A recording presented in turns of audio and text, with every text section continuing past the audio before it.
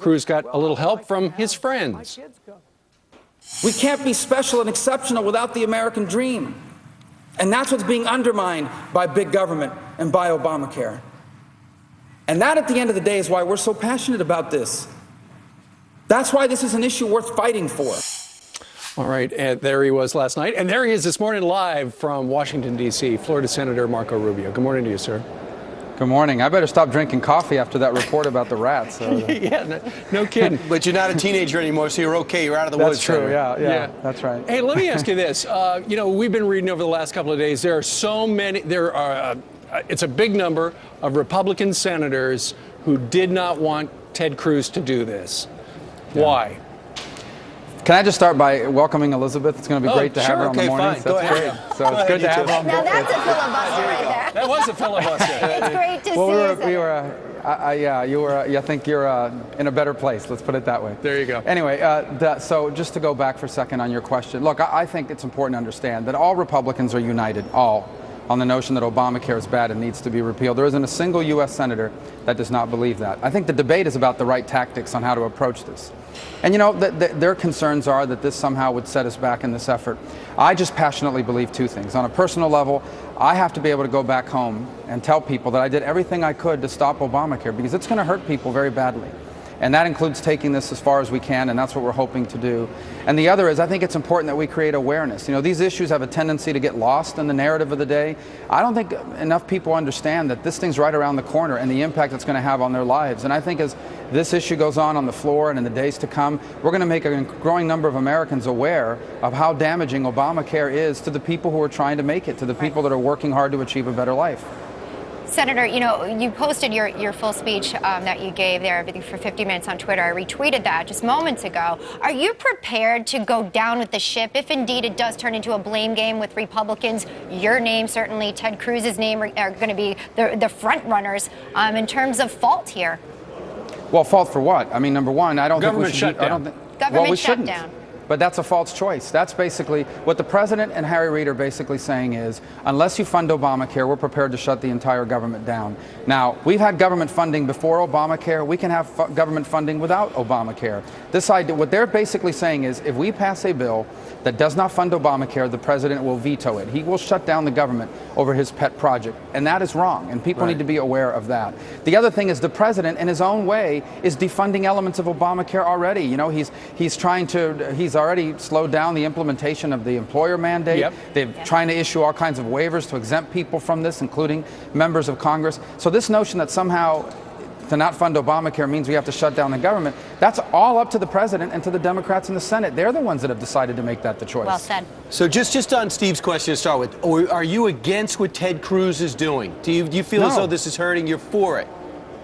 No, hurting the Do you party? think it's hurting the party, your party? Let me say this. We are now have the ability to spend the last 18 hours, as Ted has done, and those of us who have tried to help him, and others, to inform the American public about the reality of what Obamacare is going to mean to their lives.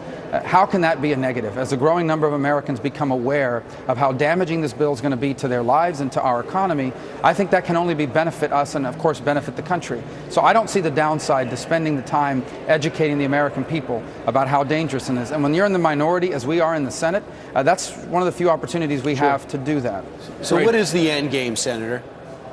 Well, I mean, my hope would be that the end game is that we can create public pressure. What do you think it is? Right now, it looks like the Democrats have stubbornly dug in and are basically saying that the only bill they will pass out of here is one that funds the government, but only if it funds Obamacare. And they won elections, so they do have the majority. So ultimately, that may be the direction that we're headed, but if it is, the American people will know. People will be on record. We are hours away from senators having to record their vote, and there are Democrats who come from states where people are going to be badly hurt by Obamacare, and they're going to have to explain to people why they are wasting taxpayer money on such a damaging program to the country. Well, I tell you what, Senator, I'm looking at the Twitter and the Fox and Friends email, and there are a lot of people out there who feel that, it may be a lost cause, maybe the numbers aren't there in the final vote tally, but they do admire Ted Cruz for standing up, being a patriot, and doing what he could do, and obviously that's why you lent your name and some of your time to try to help him block, this whole thing that's going on right there. They're thankful that you're fighting the good fight, Senator.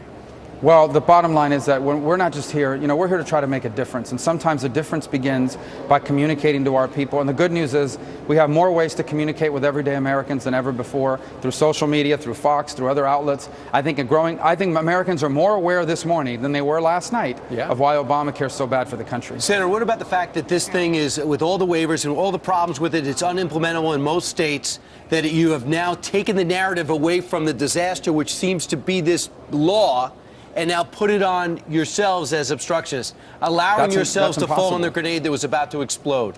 That's impossible, because do you think someone who's about to get moved from full-time to part-time is going to somehow be confused about the narrative?